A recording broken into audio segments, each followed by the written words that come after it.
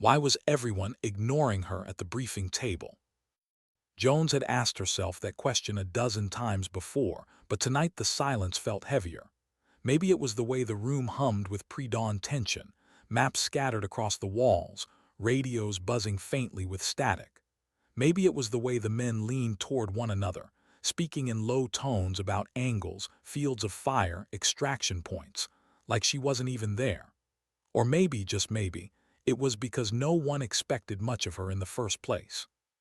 She sat with her notebook open, pen ready, posture professional. On the surface, she looked like any other soldier waiting for an assignment, but inside the sting was sharp.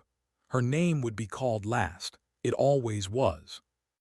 That's what it meant to be Jones, 23 years old, 5'4", with an accent that marked her as an outsider and an emotional streak she could never quite hide. They called her tears behind her back, not with cruelty, but with a dismissive humor that carried its own kind of wound. She heard them once in the mess hall, two corporals joking that she'd probably cry if she chipped a nail during weapons maintenance. They didn't mean it to cut, but it had. What they never seemed to notice was that she didn't cry for herself.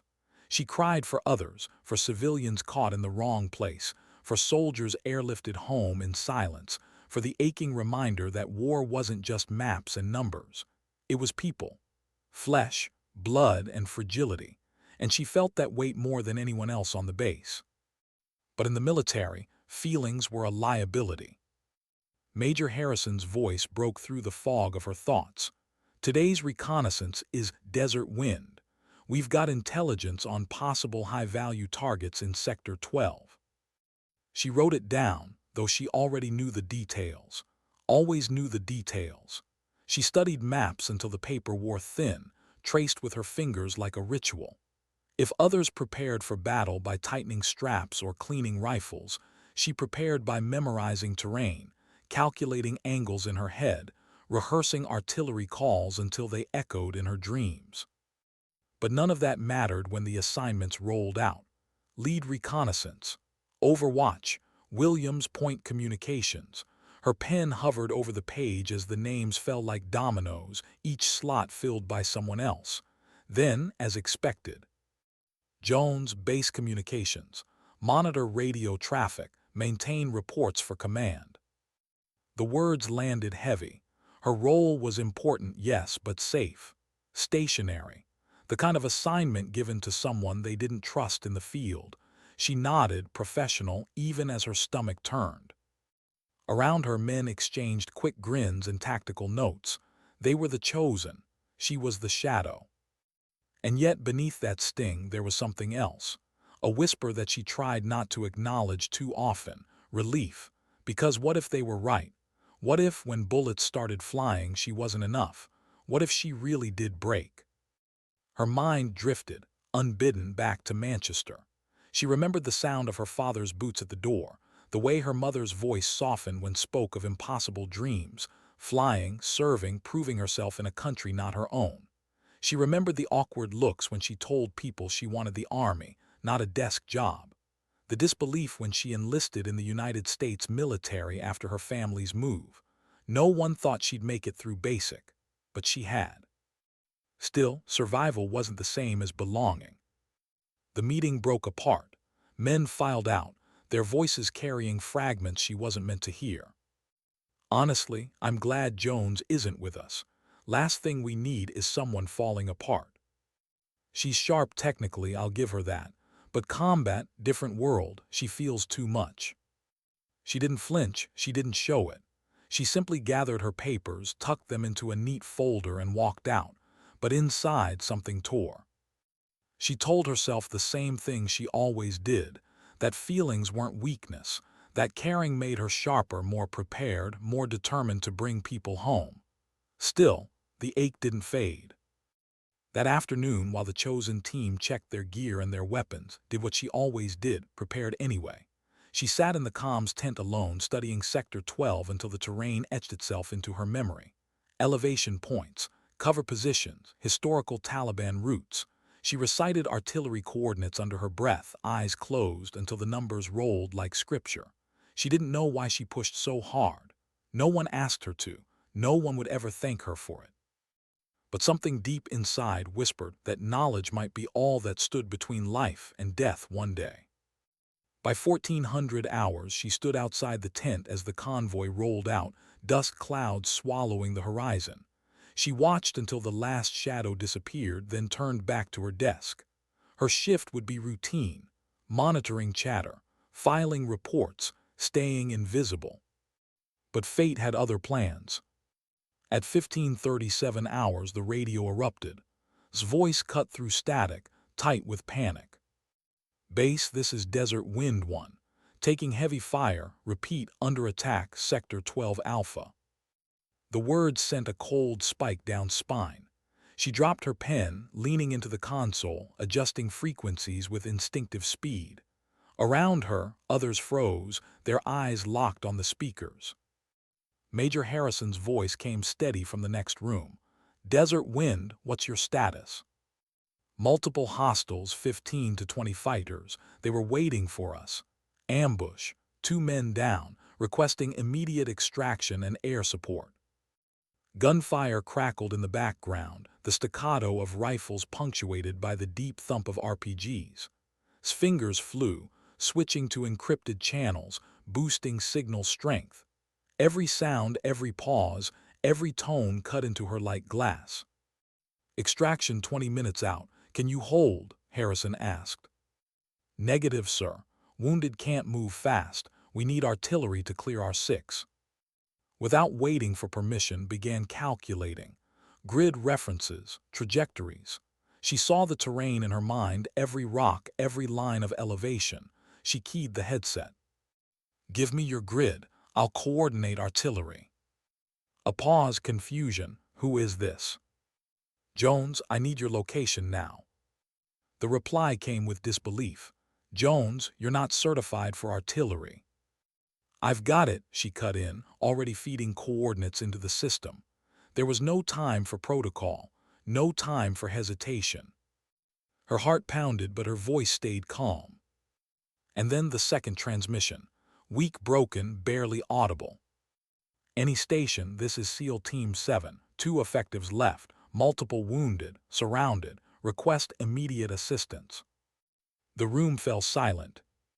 His eyes shot to the tactical map. The SEALs were less than 2 miles from the ambush. Pinned in a ravine, no clear extraction, minutes from being overrun. She looked around. Men exchanged helpless glances. The extraction team was already committed. Air support too far, artillery danger close. Someone needed to reach them. Someone who knew the terrain. Someone who could fight, carry, and call in strikes all at once. And slowly, inevitably, every eye in the room turned to her. Felt the weight of it, heavy as the rifle she hadn't been asked to carry. They doubted her, they dismissed her, but right now she was the only one who could go. She stood, strapped on her vest, checked her weapon. Williams, the comm sergeant, stared. "Jones, what the hell are you doing?" "I'm going to get them." "You can't just walk out. You're not authorized for field ops. You've never even." She cut him off, meeting his eyes. "Those men have 15 minutes before they're overrun. Someone has to try." He opened his mouth, but she was already moving toward the door. "Tell Harrison," she said without turning, "that I want to bring our people home." The desert awaited. The sun hung low, throwing long shadows across the hills. Moved quickly but careful, weaving through dry riverbeds, using cover like second nature. Every step carried her deeper into hostile ground. Every breath reminded her this wasn't a drill, wasn't a simulation. This was real. And for the first time in her life, she wasn't background noise. She was tears. She was the only line between life and death. And she would not fail. What kind of person walks alone into an ambush?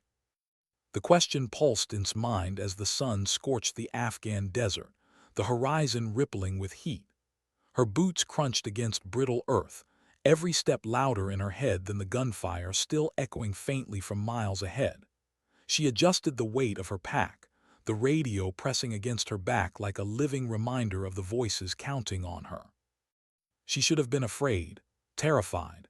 The textbook said fear sharpened you in combat, kept you alive. But what she felt wasn't fear, it was something stranger, a quiet clarity, like the world had narrowed down to a single choice and she had already made it. The desert was deceptive. To the untrained eye it looked wide, empty, harmless. It was alive with shadows and possibilities. Every ridge line whispered of potential ambush. Every dry riverbed invited her into a trap. Her months of study became instinct: turn left where erosion carved cover, cut right where rock formations shielded her profile from likely sniper perches. She wasn't fast, but she was steady, threading through danger as though the terrain itself wanted her to pass. The radio crackled. "SEAL Team 7, this is base, Sitrep." Static answered, then faintly a broken voice.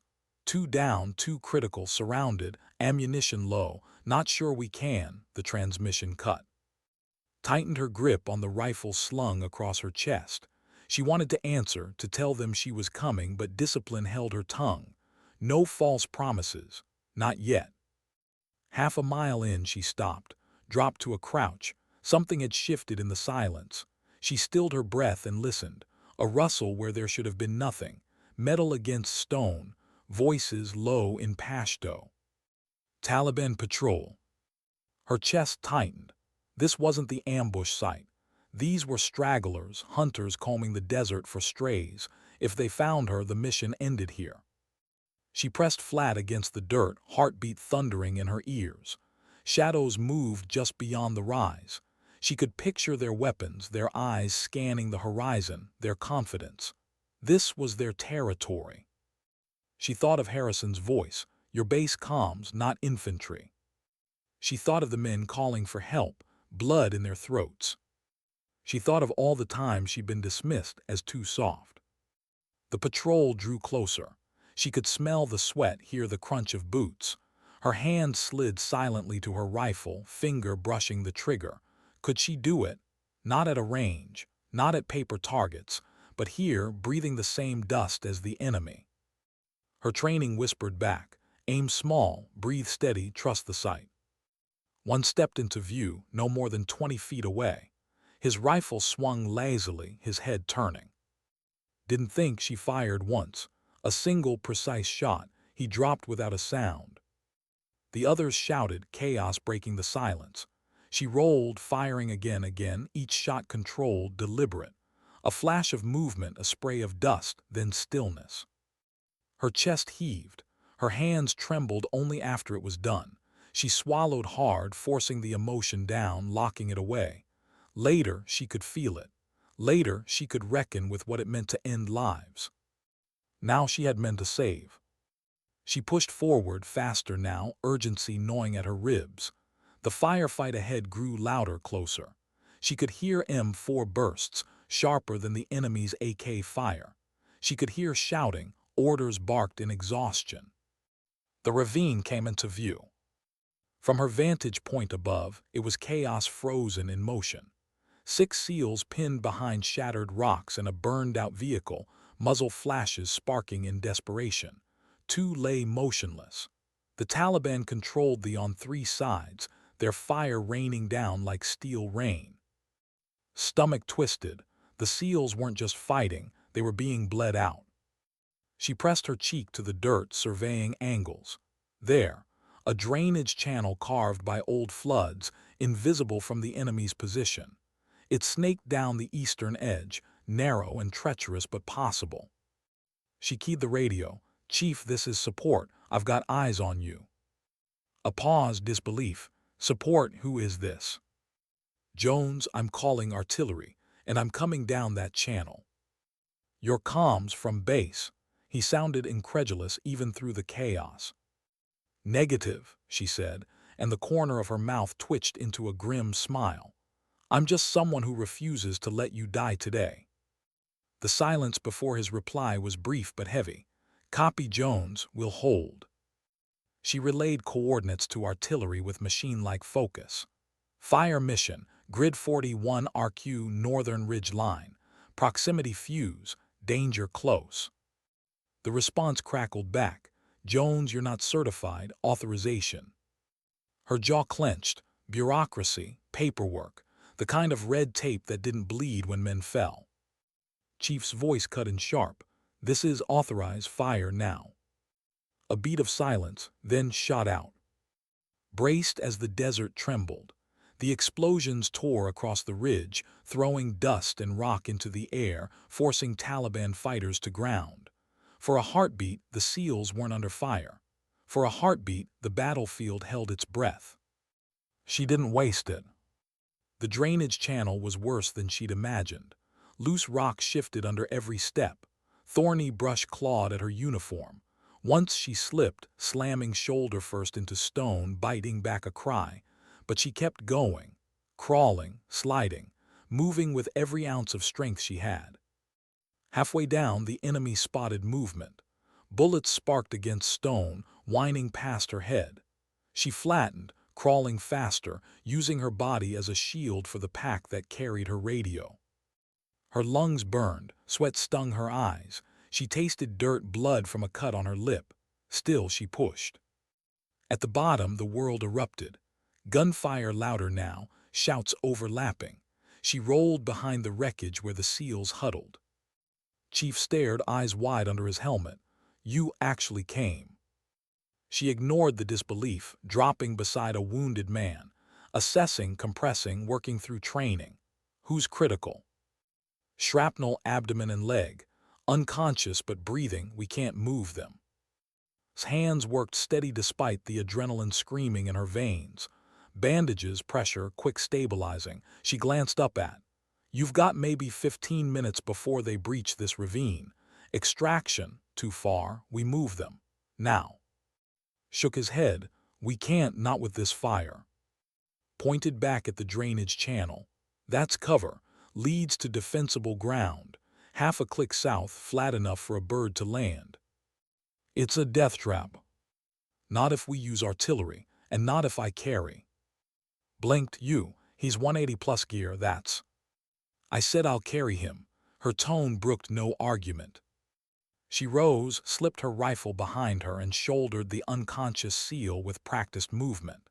The weight nearly buckled her knees, but only nearly. She steadied, adjusted, lifted. Her muscles screamed, her back ached, but she straightened. "Chief," she said, breathing hard, "move your men, lay down fire, I'll handle this." Stared like he'd never seen someone so small stand so tall. "Damn," he muttered.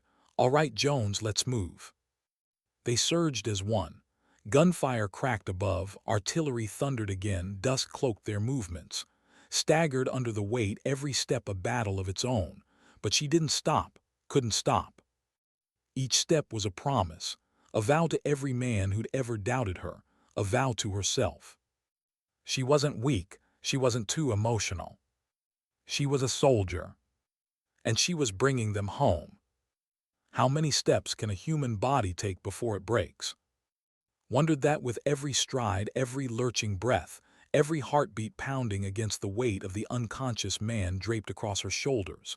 Petty officer's gear pressed into her collarbone like stone. His blood seeped into her uniform, warm against the desert chill. The sound of his shallow breaths became her metronome, reminding her that stopping wasn't an option. Not here, not now. Above them, the sky glowed orange with artillery flashes. The desert thundered with explosions, shockwaves bouncing off the ridges. Each detonation forced the Taliban fighters to ground, buying precious seconds. Seconds used like currency, trading pain for progress, bruises for survival. Behind her, Chief and the remaining SEALs dragged and fired sporadic bursts to keep the enemy's heads down. Their voices barked in clipped commands, but beneath the discipline, heard the fatigue. They were all on the edge. Her body begged to collapse. Her thighs quivered under the weight. Her lungs clawed for oxygen. She trained for this, endless runs with weighted packs, fireman carries through mud, pushing herself until her body screamed. But training was sterile, controlled. This was chaos. This was blood and dust and the knowledge that if she faltered, men would die. "Jones," his voice crackled over the chaos, "you can't keep that pace." She didn't answer, couldn't. Her throat was dry, her jaw clenched too tight to speak. Instead, she shifted its weight, adjusted her footing, and pushed harder. A sharp crack split the air. The rock beside her exploded into shards, grazing her cheek. Enemy fire had found them again. Muzzle flashes lit the ridges as Taliban fighters regrouped, pouring rounds into the drainage channel. Swore, covering fire, move. The SEALs returned bursts, muzzle flashes flaring in the gloom. Dropped low, half stumbling, half crawling forward with its body pulling her down. She bit back a groan, the sound swallowed by gunfire. Every step was agony, but agony was survival. They reached a bend in the channel, a brief shadow of protection. Lowered gently against the rocks, chest heaving. Her arms shook uncontrollably. Sweat dripped into her eyes. Crouched beside her, his own chest rising and falling like a drum. "You're bleeding." She blinked, disoriented, looked down. Blood streaked her sleeve from a gash she hadn't noticed. Maybe shrapnel, maybe rock, it didn't matter. "I can still move," she rasped. Studied her disbelief and something else flickering in his eyes. Respect, maybe. He gave a sharp nod. "Then we move." She keyed her radio with trembling fingers. "FDC, this is Forward Observer Jones. Shift fire. East Ridge grid coordinates." She rattled them off. Vision swimming, mind running calculations she'd practiced 1,000 times. Copy. Shot out. The ground shook again as shells slammed into the East Ridge, collapsing enemy cover. Closed her eyes briefly, letting the sound wash through her. Artillery had its own music. Terrifying, beautiful, a chorus of survival. "Go," shouted. They lifted the wounded again, stumbling forward through smoke and dust. Gritted her teeth, hoisting once more, her body a machine of muscle and willpower. Halfway up the slope, disaster struck. A shout in Pashto, a burst of fire from above, turned just as a figure emerged from the rocks, close, too close, weapon raised. Her training overrode thought. She dropped to one knee, shifting weight just enough to free her rifle. One shot, two. The fighter crumpled.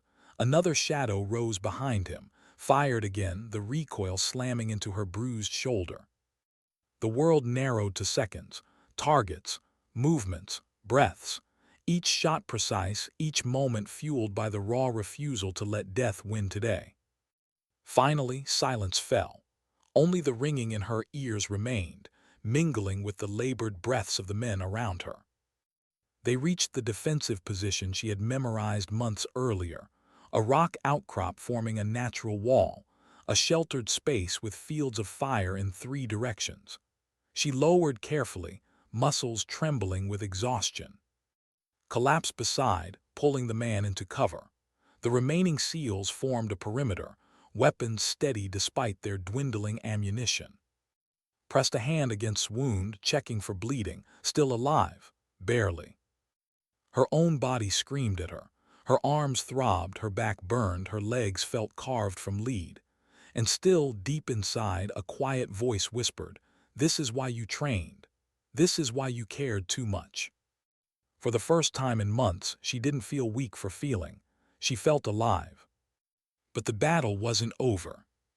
Crawled to her side, face streaked with dust and sweat. Birds 8 minutes out. We're dry on ammo. Looked up. The ridges were alive again with muzzle flashes.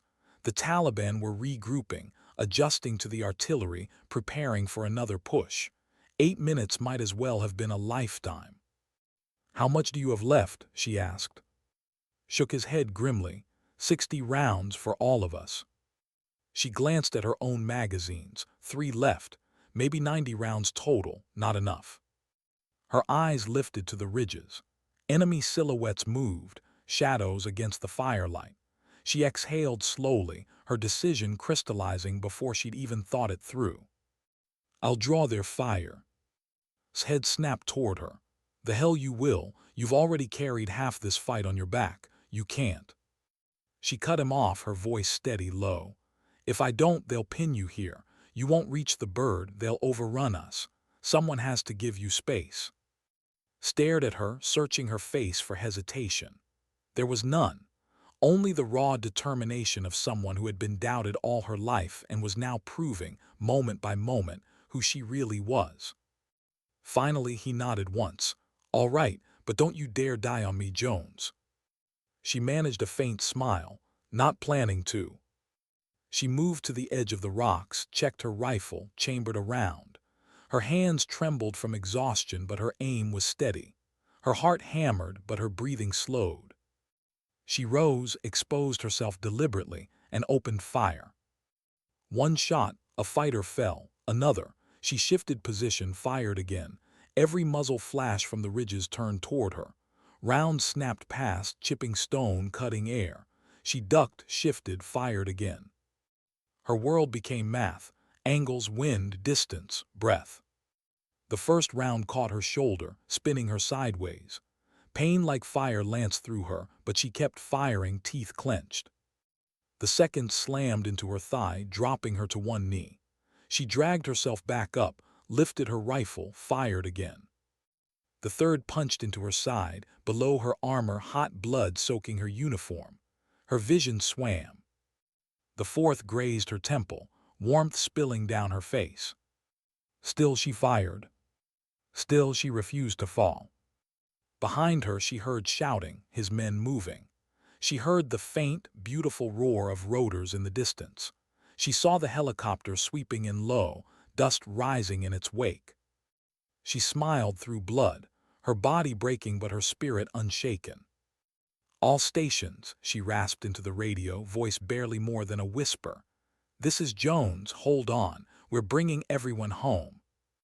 Then the world tilted, darkened. But she kept her finger on the trigger, her dignity unbroken even as her body gave way. What does it take to keep moving when your body is already broken? Didn't know the answer, not really. All she knew was that she wasn't done, not yet. Her vision blurred, blood trickling into her eyes. Her left arm hung useless at her side, shoulder shattered by the bullet that tore through it. Her thigh burned, her ribs screamed with every shallow breath. She felt herself swaying, body threatening to collapse.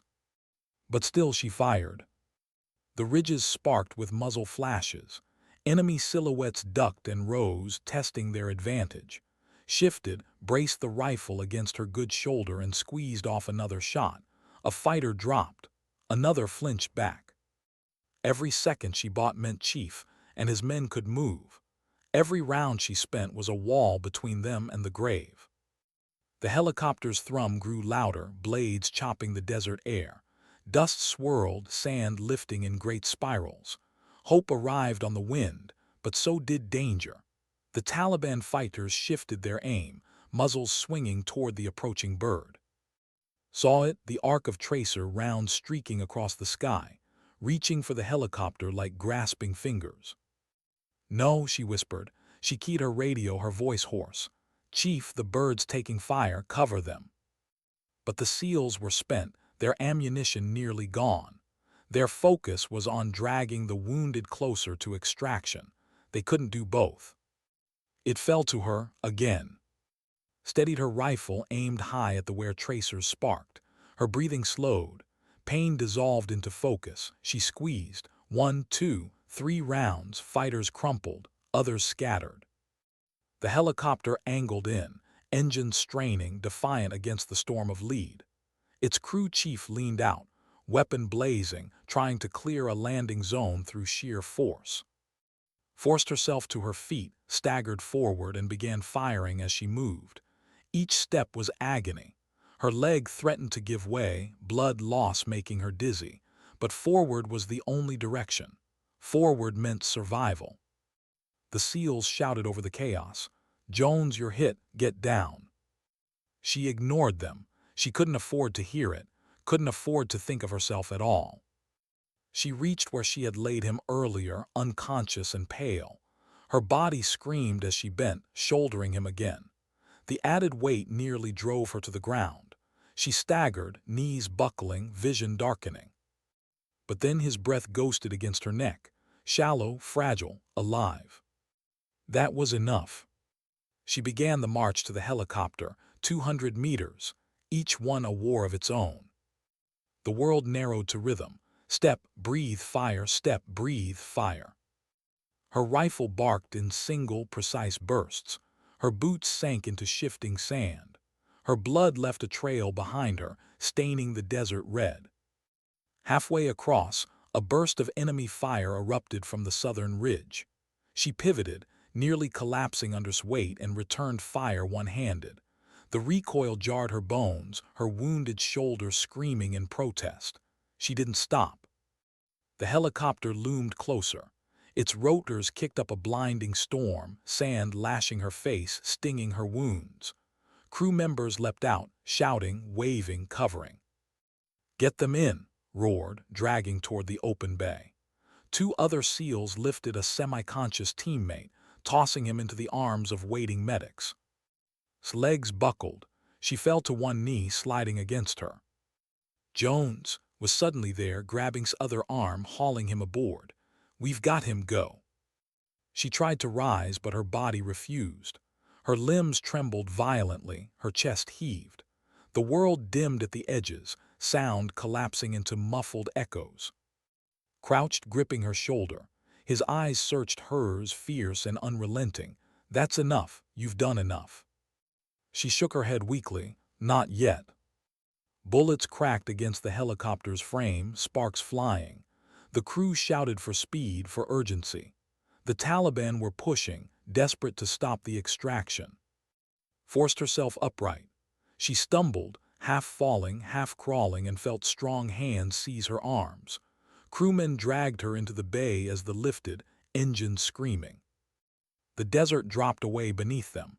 Dust swallowed the battlefield. The ridges receded into distance. For the first time in hours, silence filled her ears. Collapsed against the floor, her body finally surrendering. Blood pooled beneath her, dark and spreading. Medics swarmed, voices urgent, hands pressing, cutting, stitching. She drifted in and out. Flashes of memory blurred with the present. The training fields back home, the derisive laughter in the mess hall, the weight of carrying not just men, but every doubt she'd ever borne. At one point she heard his voice, rough and low, beside her. "You saved us, you carried us all." She wanted to answer, wanted to tell him it wasn't about saving or glory.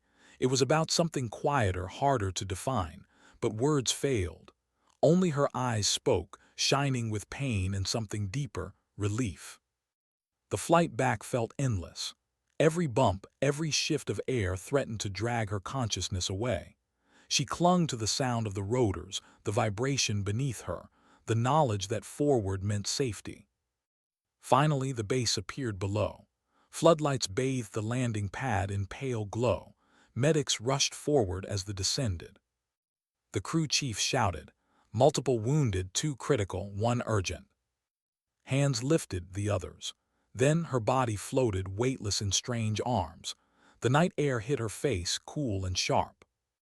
Inside the base hospital, everything blurred. Bright lights, cold metal, the sting of antiseptic, voices barking orders she couldn't follow. She felt herself slipping. Darkness pressed at the edges of her vision. But even as she drifted, one thought anchored her. They had lived.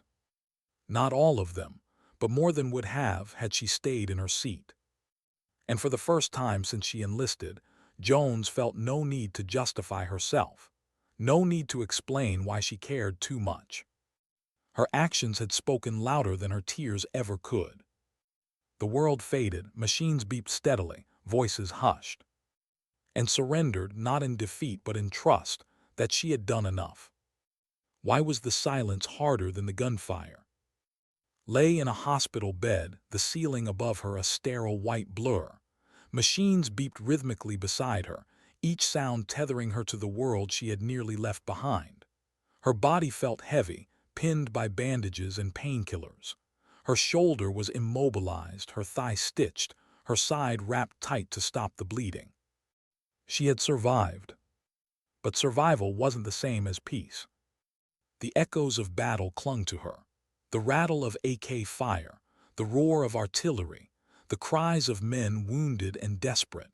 Every time she closed her eyes, she was back there, in the ravine under fire, carrying the weight of another life across the desert floor. She turned her head slightly. The room was dim, lit only by a single lamp. A chair sat against the wall, empty. For once she was alone. Alone with the truth that her body was broken in places that might never heal right. Alone with the knowledge that her choice, leaving her post, defying orders, wasn't just bravery, it was disobedience. Would they call her a hero or a liability? The door opened softly. Chief stepped in, his uniform dusty, his face lined with exhaustion. He paused at her bedside, eyes scanning her face as though searching for proof she was really there. "You're awake." Her voice came ragged, barely. He gave a small, almost reluctant smile. Barely was enough. For a long moment neither spoke. The weight of what they had survived hung between them, thick and unspoken. Finally, pulled a chair closer, lowering himself into it with a grunt. "You saved us, Jones. Every damn one of us that made it out owes you. That's not just words, that's truth." She studied him. The respect in his tone was undeniable, but beneath it she heard something else, guilt. The guilt of men who had once doubted her. "They'll court-martial me," she whispered, not as a question but as a quiet acceptance. "Maybe," he admitted, "but I'll be damned if I let them, not after what you did out there." Her eyes drifted shut for a moment. "I wasn't supposed to be there. I broke protocol, left my post, put everyone at risk." "You put yourself at risk," countered. His voice hardened, but not with anger, with conviction. "That's the only thing you gambled, and you won. You carried us when we couldn't carry ourselves. That's not weakness, Jones, that's strength, the kind we don't talk about enough." Her throat tightened. For years she had been told she was too soft, too emotional, too fragile for combat. And yet here sat a SEAL, eyes steady on hers, telling her the opposite. For a moment she didn't feel invisible. But doubt still lingered. What if I'd failed? Leaned back, his expression thoughtful. "Then you'd still have been the one who tried. That matters more than most people will admit, because in war most freeze, most wait for orders. You moved. That's the difference." His words struck something deep, a quiet truth she hadn't been ready to hear. The door opened again. This time Major Harrison entered. His face was stern, unreadable, the lines of command etched deep. His chest tightened. This was it. Rose instinctively, but Harrison raised a hand. "At ease, Chief. I just need a word with Jones." Hesitated, then gave a look, half encouragement, half warning, before slipping out. The door closed and the silence pressed in once more. Harrison stepped closer to the bed, his boots clicking against the tile. He studied her for a long moment, his gaze unreadable. "You disobeyed orders," he said finally. His tone was flat, professional. "Yes, sir." "You abandoned your post." "Yes, sir." "You put yourself in a combat zone you weren't cleared for." Her chest ached as she forced the words, "Yes, sir." For a heartbeat, the room held only the sound of machines. Then, slowly, Harrison exhaled. "And you saved 6 men who would otherwise be dead." Her eyes widened, uncertain if she had heard him correctly. Harrison's expression softened just slightly. "I read the after-action reports. I listened to the recordings. I spoke to Chief and his team. They're alive because of you." He paused. "You weren't trained to be a forward observer, but your artillery calls were precise. You weren't assigned to field operations, but you carried a man 3 miles through hostile terrain. And you weren't ordered to fight, but you did, longer and harder than anyone had the right to expect." Her throat tightened. "So what now?" Harrison studied her a moment longer. "What now is paperwork, and questions, and probably people at higher levels who will want to make an example out of you for stepping outside the chain of command." She swallowed hard. "But," Harrison continued, his tone shifting, "there are also men alive who will fight just as hard to make sure your actions aren't forgotten. Men who saw with their own eyes what you're capable of. And you'll need to decide what that means for you." Her brow furrowed. "For me?" You've carried the weight of other people's doubts for too long, Jones, Harrison said quietly. But after this, the only question that matters is what you believe about yourself. The words lingered long after he left the room. Lay back against the pillow, staring at the ceiling, her body aching but her mind restless. What did she believe? That she had been reckless, or that she had finally proven her worth, not to them but to herself? The days blurred into weeks. Physical therapy sessions left her drenched in sweat, teeth clenched against pain. She relearned how to move her arm, how to walk without limping, how to push her lungs to breathe deeper than shallow gasps. Other soldiers passed by her in the hallways. Some looked at her with awe, others with quiet curiosity. Conversations hushed when she entered rooms. She hated it. She hadn't done what she did for attention.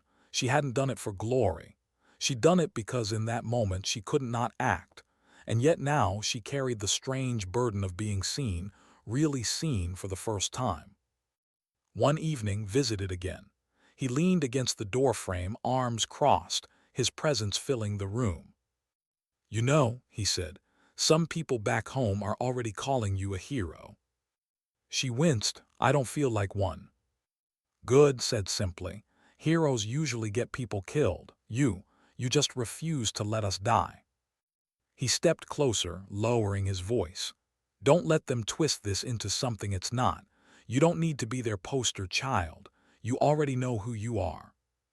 Her eyes searched his, and who's that? Held her gaze. A soldier, the kind the rest of us hope to have at our side when it matters most. For a long time after he left, sat in silence, turning those words over in her mind. Soldier, not tears, not too emotional, not background noise. Just soldier. She exhaled, long and slow, and for the first time since the firefight, her chest felt lighter. She still bore scars. She still carried memories she would never escape. But she also carried something else now. A truth that couldn't be dismissed by whispers in the mess hall or dismissive glances at the briefing table.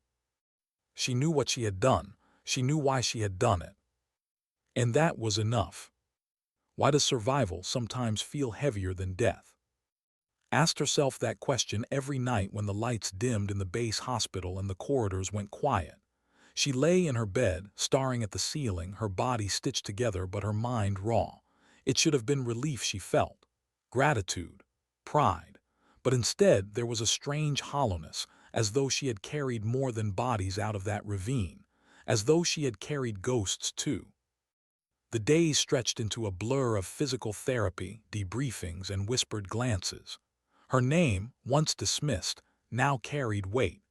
People stopped her in the halls, their eyes lingering longer than before, their words stumbling between admiration and disbelief. "Jones, you were incredible. Jones, I don't know how you did it. Jones, you saved them." She nodded, polite, but inside she recoiled. Every compliment felt like a misfire, because what none of them understood was that she hadn't done it to prove herself. She hadn't done it to be remembered. She had done it because in that moment there had been no other choice, and to have people drape it in glory felt like another kind of misunderstanding. The war hadn't changed. Men still bled in the dust. Families still waited for calls that might never come. What had she changed, really? One afternoon she was summoned to the command tent. She walked slowly, her limp still visible, her arms strapped tight to her chest. Inside, a long table was lined with officers. Major Harrison sat at the head, his face stern but unreadable. "Jones," he began, "take a seat." She did, back straight, eyes steady. The officer to Harrison's right, a colonel from higher command, folded his hands. "You are aware, Sergeant, that your actions during Operation Desert Wind were irregular." "Yes, sir." "You left your assigned station without authorization." "Yes, sir." "You entered a combat zone you were not cleared for, assumed duties outside your training, and directly disobeyed chain of command." Her throat tightened but her voice remained calm. "Yes, sir." The colonel studied her. "Do you understand what that means?" She met his gaze. That I broke protocol. Silence filled the tent. Then Harrison leaned forward, his voice cutting through. And yet, Colonel, she also coordinated artillery strikes with precision, stabilized multiple wounded, carried 2 men through hostile terrain, and kept SEAL Team 7 alive long enough for extraction. Without her, we'd be debriefing a massacre, not a success. The colonel's eyes flicked to Harrison, then back to, success does not excuse insubordination. No, sir, she said quietly. But Harrison didn't let the words linger. Nor does bureaucracy excuse inaction. When men were dying, Jones acted. You can't teach that. You can't order that. That's the kind of instinct we spend years hopping to find. The colonel studied him, then the file on the table. Finally, he exhaled. The matter will be reviewed at higher levels. For now, you're confined to medical recovery. We'll determine disciplinary action afterward. Yes, sir. The meeting ended and left with her head high, though her stomach churned.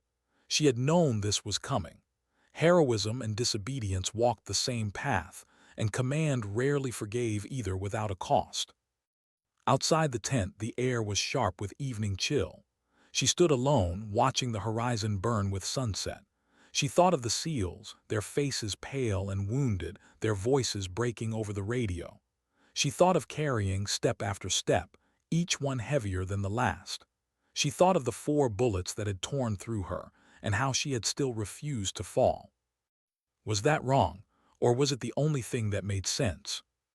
That night sleep did not come. Instead, memories flooded her. The childhood in Manchester where she had been told she was too tender for the world. The move to America where she had been told she would never belong. The military where she had been told she was too emotional for war. Every step of her life had been shadowed by doubt.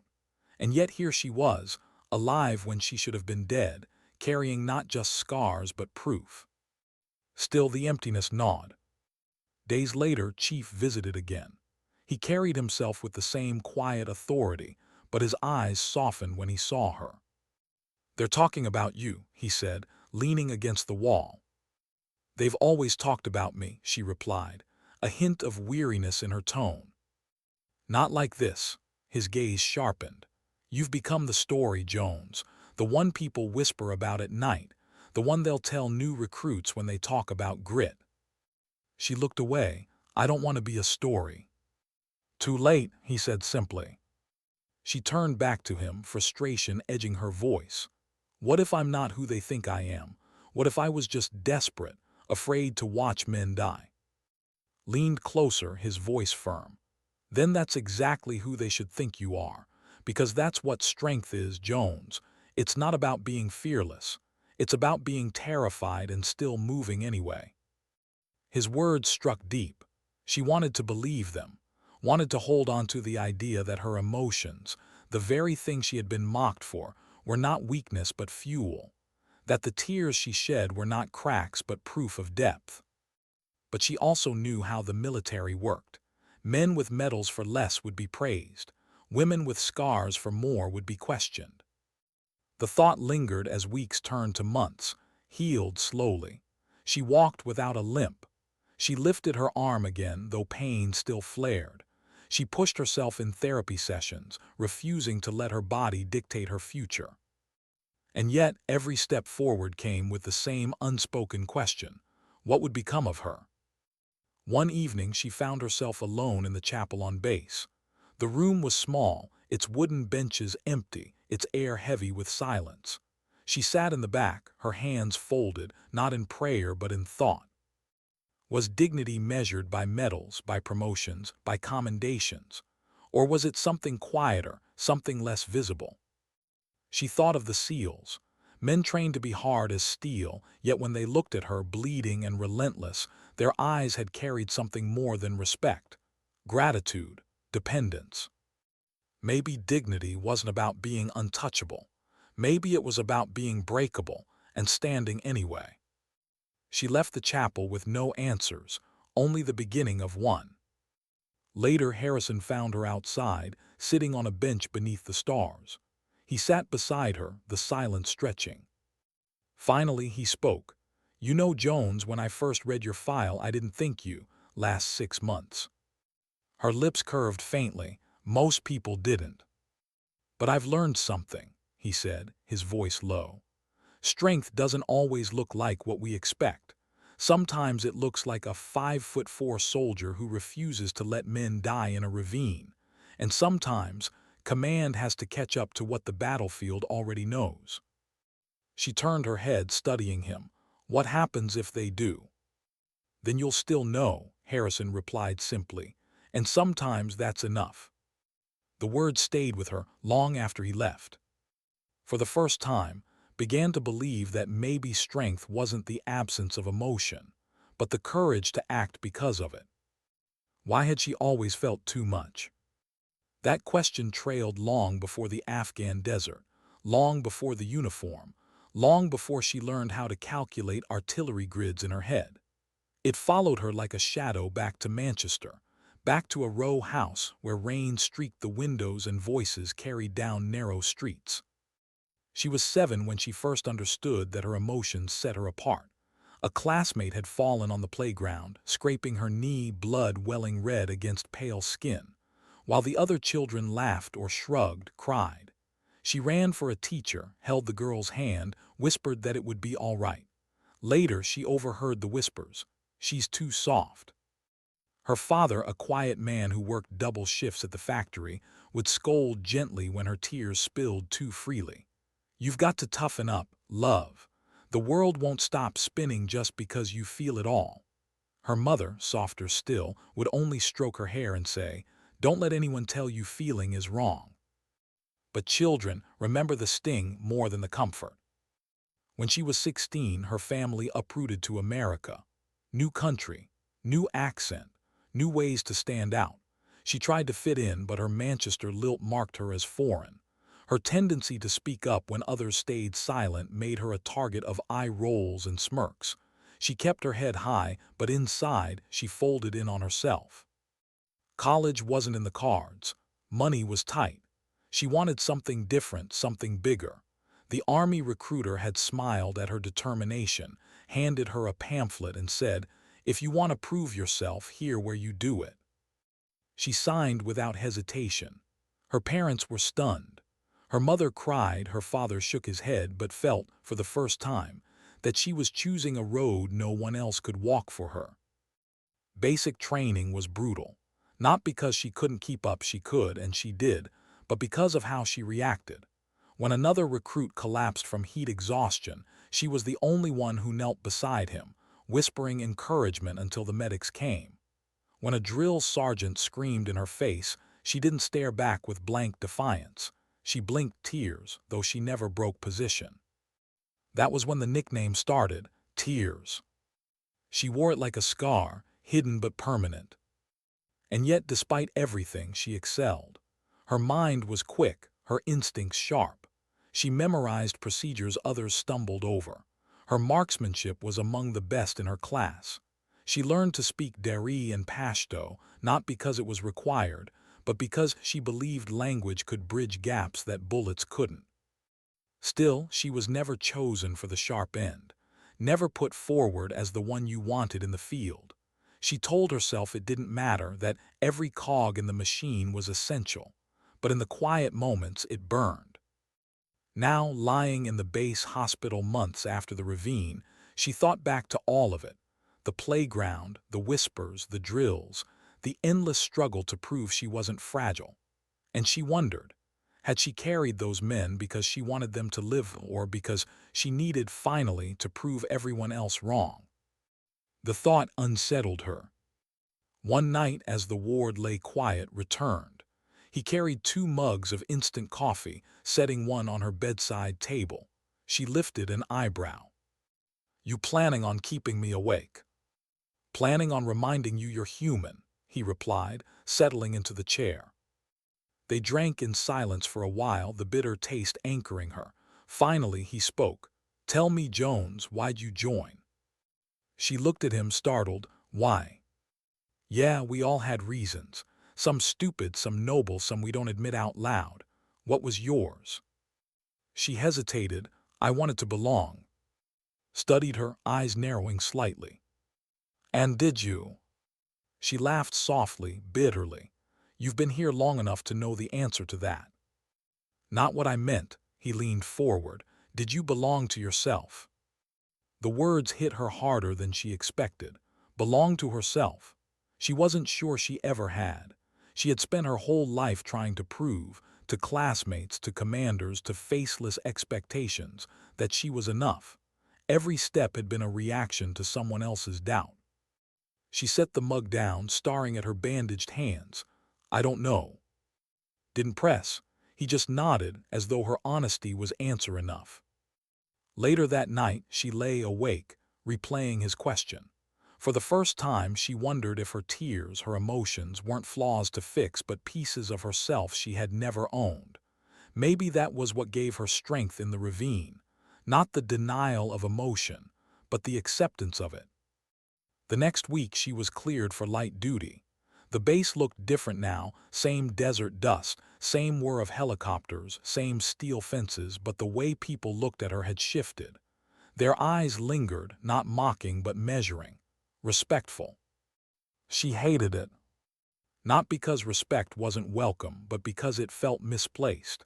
They saw her as invincible, as some impossible symbol of resilience. But she knew better. She knew how close she had come to collapsing, to giving in, to never standing again. At night, she dreamed of weight crushing her, of limp form, of bullets tearing through her body. She woke with a gasp, her hands shaking. Sometimes she wondered if they respected her for the wrong reason, not because she had felt fear and pain and pressed on anyway, but because they imagined she hadn't felt them at all. And that terrified her. Because the truth was she felt everything, always had. And maybe, just maybe, that was the point.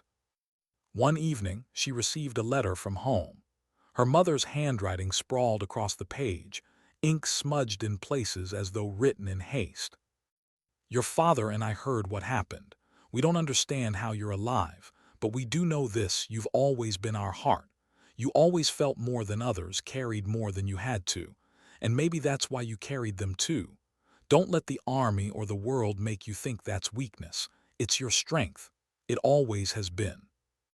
Read it 3 times, her throat burned. She pressed the paper against her chest, eyes stinging. For the first time since the ravine, she let herself cry. Not silent, hidden tears, but the kind that shook her whole body. Not because she was broken, but because she was whole enough to feel it all. When the tears subsided, she sat in the quiet, breathing deeply. And for the first time in her life, she thought maybe she did belong. Not to them, not to their expectations, but to herself. The desert outside the window stretched endless, but inside her, something had shifted. How do you return to ordinary life after walking with death?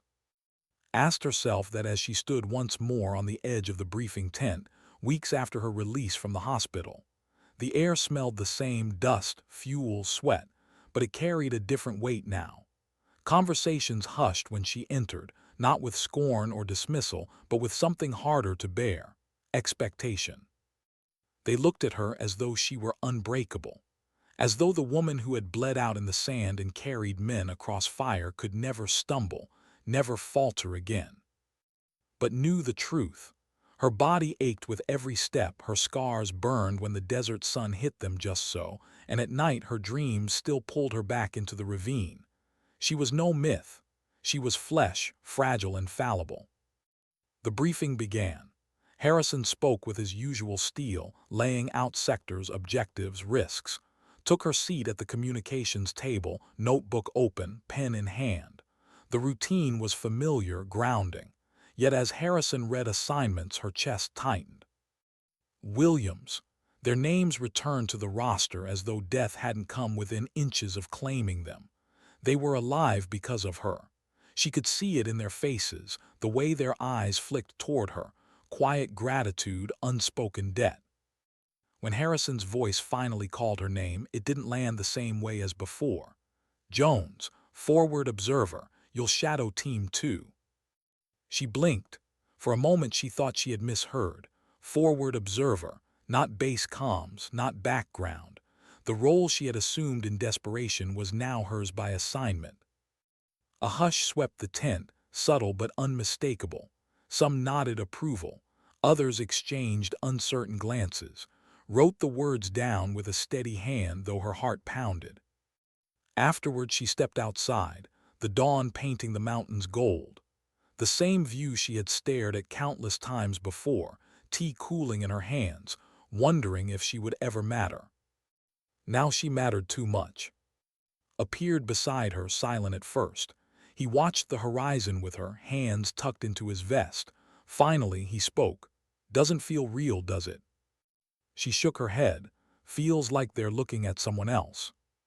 His eyes turned toward her. "They're not. They're looking at the one who wouldn't let us die." Her throat tightened. "What if I can't be her again?" His gaze softened. "You don't have to be, you already were." The words stayed with her, echoing through the days that followed. Her first mission back was nothing like the ravine. A simple recon escort, quiet, almost uneventful. But as she walked the ridges, map in hand, radio against her ear, she felt the weight of expectation pressing against her chest. Every calculation, every adjustment to artillery coordinates, every decision she made, she wondered if it measured up to the myth they had built around her. At one point, Williams glanced over and said, half in awe, half in jest, "Glad you're on our side, Jones." She forced a smile, but inside she whispered the truth, "I'm still just me." That night, alone in her bunk, she unfolded her mother's letter again. She traced the words with her finger, breathing them in like oxygen. "Don't let the army or the world make you think that's weakness. It's your strength. It always has been." She clung to that, because the weight of being seen as unbreakable was heavier than any body she had carried. Weeks turned into months. She healed, scar tissue knitting, muscles rebuilding. The nightmares faded, not gone but dulled. And slowly she began to find a rhythm, not as the soldier others imagined but as herself. She still cried when reports came of civilian casualties. She still clenched her fists when a fellow soldier limped past on crutches. She still felt too much, and now she no longer tried to hide it. Some teased less, some teased still, but when they looked at her now, their eyes carried something else, respect. It wasn't the kind she had craved once, the shallow acknowledgement of fitting in. It was something quieter, heavier.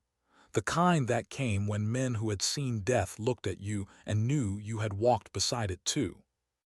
One evening she stood alone outside the base fence, watching the Afghan desert swallow the sun. She thought of and alive and healing.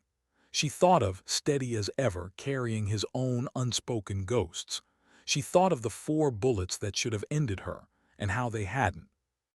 She thought of Manchester, of the little girl who cried on the playground, mocked for feeling too much. She wished she could reach back through time and tell that girl the truth. You will feel more than others, and one day that will save lives. Behind her, footsteps approached. Harrison's voice broke the silence. "Jones." She turned, nodding, "Sir." He stood beside her, hands clasped behind his back. They watched the horizon together. "You know," he said quietly, "people will write about what you did. They'll strip it down to facts, turn it into something clean and simple. But it wasn't simple, was it?" She shook her head. "It never is." Harrison's eyes narrowed. "If you could go back, would you do it again?" Her gaze lingered on the darkening ridges. "Yes, but not because I'm brave, because I couldn't live with not trying." Harrison studied her for a long moment, then nodded once. "That's the kind of answer I trust." He left her there, alone with the fading light. The desert night fell, cold and vast. Closed her eyes, the wind tugging at her hair, the silence pressing against her. She thought of everything she had carried, bodies, doubt, ridicule, bullets, and how somehow she was still standing. Not untouched, not unbroken, but standing. And maybe that was all strength ever really was. When she finally turned back toward the base, she carried no illusions. She wasn't a hero. She wasn't invincible. She wasn't the myth they whispered about. She was Jones, A soldier who had felt too much, carried too much, and kept walking anyway. And sometimes dignity doesn't speak. It simply acts.